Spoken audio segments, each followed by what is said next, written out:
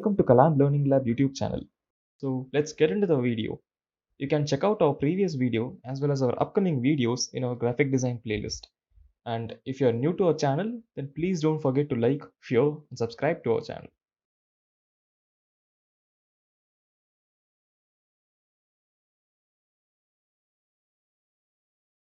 So now, I have this picture over here, but as I said I need to create an Instagram post using this picture. So what I can do is just come to this file menu over here and you will find an option which says new. Either click on this or plus control plus N or command plus N. And doing this will bring out a pop-up menu which will ask us to create a new image. And I'm going to name this as Insta Bulb. Now, after doing that, the ideal width and height to create an Instagram post is let the width be of any value starting from 700 to 1350. That is the ideal width of an Instagram post. So I will create it as a number which is 1200, and the ideal height for this is 1080, that is 1080. Coming to the resolution panel over here, it's in 28.35 right now, but I need it in the highest resolution possible, which is 300. So let it be 300 and hit on OK or enter. And here we are. The image is now in the size of an Instagram post. So what we have to do is, now I think we all know very well, as I said earlier, just click on this image. The only way is to drag it by pressing your mouse over here. So as soon as you do that, just bring it to this image and drop it. That's it. Now we have dropped this image into our Instagram post. Now, as I did that, you can see that the image is still not aligned properly. So what we can do is either click on the layer which you want to adjust now and press the shortcut Ctrl plus T or Command plus T, or you can come to the edit panel to the top layer over here, click on it, and as usual it will open a menu. If you come to the utmost bottom, you will see an option which says transform. In this transform, open this and select the option scale. So as I said, you can do that by coming over here to the edit column and just open transform, and in transform you can open scale, or simply to save time you can do that by pressing the shortcut Ctrl plus T or Command plus T. It's time for us to scale this image to this picture.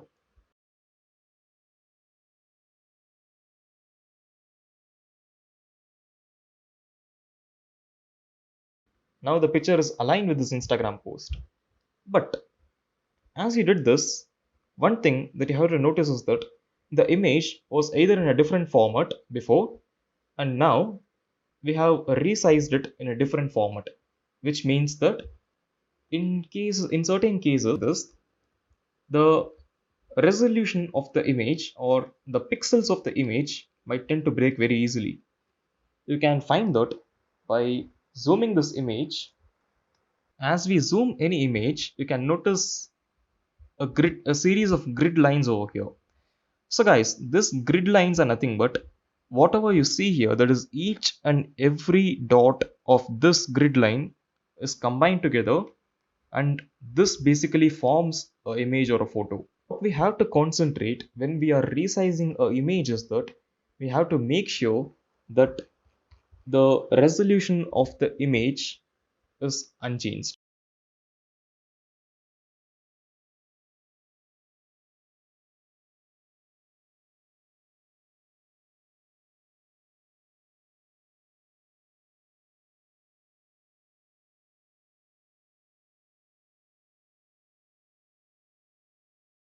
Menu just popped up over here saying image size, and you will find some options again over here. It says width, height and resolution.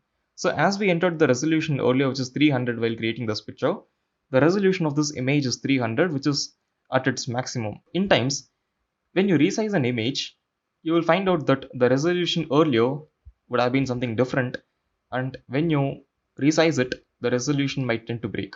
So in that case, what you have to do is just click on this image size panel, and you have to change the resolution again, and you can resize this image.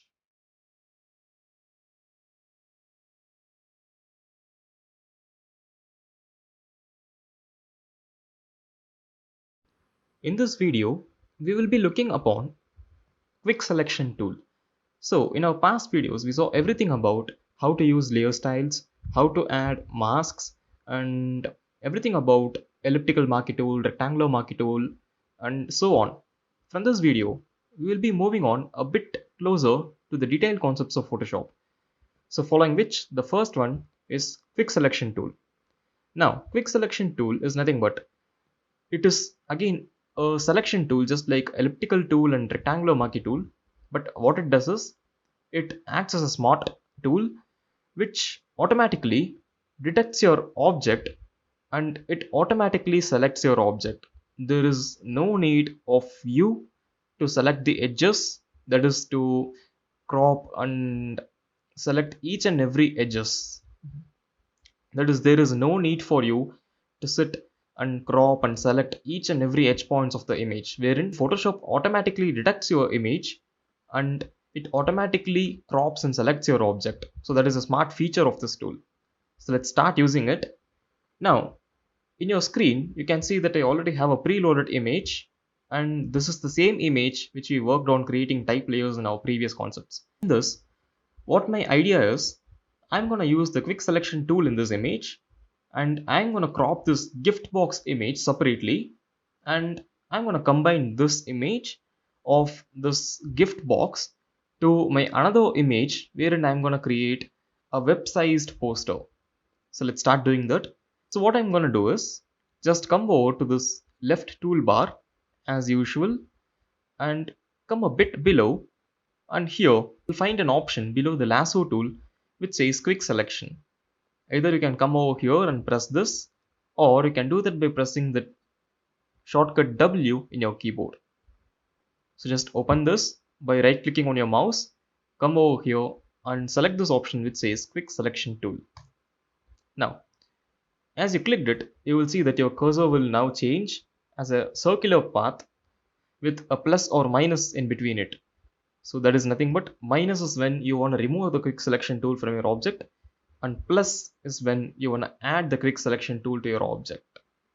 Now drag it all over the way to our gift box object over here, and randomly placing the cursor anywhere in this object, I'm gonna hit the left mouse button and drag all over the way to this object. Now, one best tactic to do over here is when you are making a selection, make sure that you select from the edges of the object whatever you're cropping with.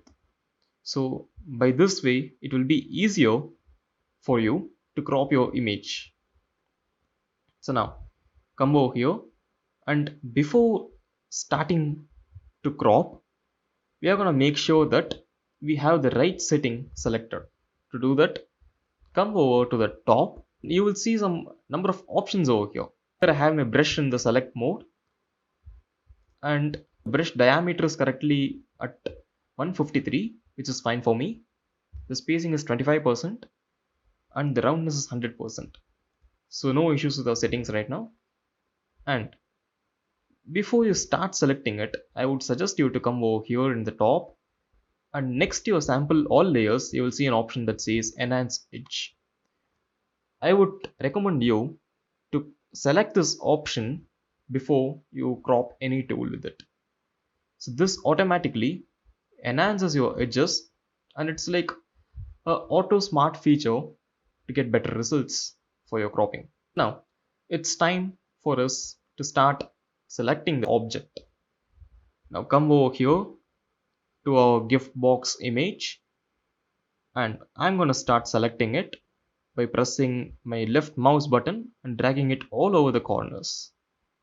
So as I do that now, you can see that it's automatically getting selected, guys. Just as I said, you drag over the edges, drag and everywhere, and here we are. It's more or less like a magic. See, if we were about to do this in pen tool, it would have definitely taken us some 5 minutes for sure. But using selection tool, you can make a quick selection in less than 10 seconds, and that's the power of a quick selection tool in Photoshop. we have selected our layer, and what I'm gonna do is, as usual, the same technique, guys. Just move over this to our another layer, which I was talking about earlier, which is this one. So I need my image from that layer to this layer, which is an advertisement kind of a poster in a website size. Very quickly, I'm gonna move this off. Just click and drag, drag, and drag.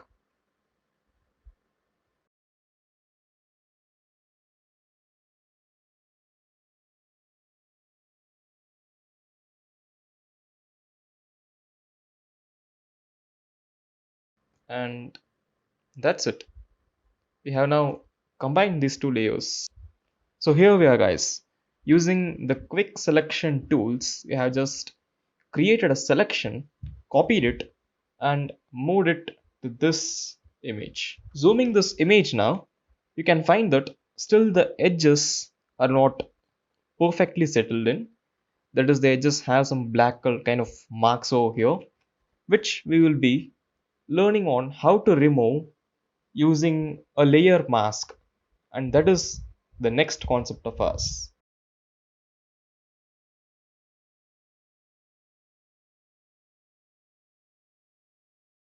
In this video, we are gonna see how to use a layer mask. Now this layer mask feature is followed by the quick selection tool feature, and you can notice that we have the same picture over here in our screen right now, which we used for how to create a quick selection tool. Because I have explained this in the previous video, so I'm not repeating this step once again. So what I'm doing is, very quickly, I will create a quick selection tool for this gift option again.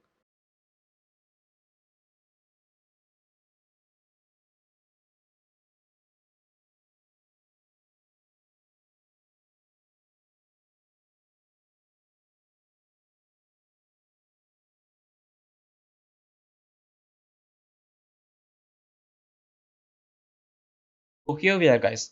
Once again, I have selected my object using the quick selection tool. Now this time, what I'm going to do is, my motto is again to combine this gift image to this poster of mine, which we used previously the same quick selection tool example as well. But there is gonna be a change this time. Now, instead of dragging this layer with one single layer, as I said in the previous video, I'm gonna make some changes to my edges because I don't want that black kind of marks in my edges. So what I'm gonna do is, I'm gonna add a new duplicate layer to this same layer, which acts nothing but like a mask to this original layer. So we are gonna cover up with a mask of another layer in which we are going to perform some edge adjustments, and that's what it is about. To do that, what I have to do is just come to the layers palette here to the right and make sure you have selected your layers. By selecting this, come all the way down, and we have some options over here, and we have an option here very next to our FX symbol, which is square button, which says add layer mask. Just click on it, and there we are. Once we clicked on it, you have noticed a change definitely in our artboard as well as the layers palette here.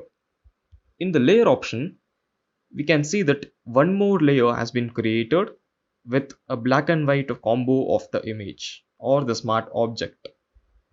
And in the artboard, you can see that now the clipping layer is in selected now, which has caused our image to make a transparent background while focusing our main subject in the image. Now, what I have to do is the same technique once again. With the layer mask selected on for this object, I'm going to drag this image and drop it on our poster again.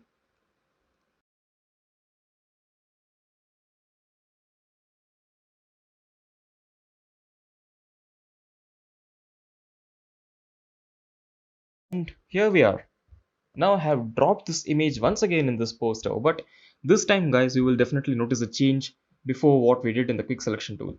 The difference is, now before dragging and dropping from this layer, you notice that there was two layers. One is the original image accompanied by the mask layer. And since we dragged and dropped it in this column, again, if you come to the layers palette of this image, you will notice that the image has been dragged and dropped along with the layers mask. So now this image again has the original image as well as the layers mask imported from our another asset. This is how a layer mask works, guys. As I said here before, I have to make some changes in the edges of my image. As if I zoom this image right now, you can again see that same kind of black color spots or edges, whatever. It's not looking good basically. So what I can do now here is just select by clicking on your layer. First, I'm gonna rename this gift box. Yeah, that's fine. So now, as I was saying, you just come to the layers palette over here and make sure that the object of yours is selected. And now, this time while making the selection, make sure that the mask layer or the layer mask thumbnail over here is selected and not your image layer. So please follow my screen carefully. All you need to select is your mask layer thumbnail, the black and white thumbnail over here, and not your original image. Come to the top over here and click on the option which says properties. Once after clicking in, you can see some menu has popped up over here which says density, feather, and we have the layer mask column over here. So the first thing is density, guys. Density is nothing but how much of transparency your image should have or the smart object should have. So if I reduce this density, you can notice that it is becoming less and less transparent. That is, it is basically about the background of this image. So let it be denser. Feather option, using which we can increase or decrease the concentrateness of the edges. So now let me show you what happens if we increase this feather. And while I do this, just watch the edges over here as you will observe the changes.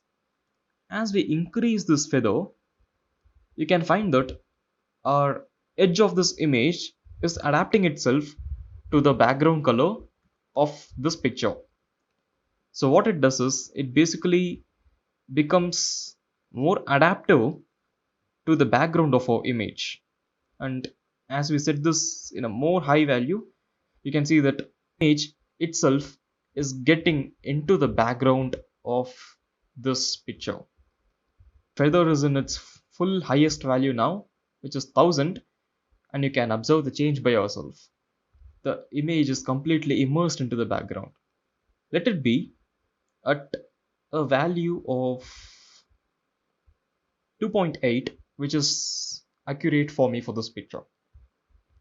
And that is how you can make adjustment to the edges. I know this is not the detailed way or this is not the complete solution to adjusting your edge, but as and then we go looking into the detailed concepts, we will see more solutions to this. So as of now, this is all about using a layer mask, guys.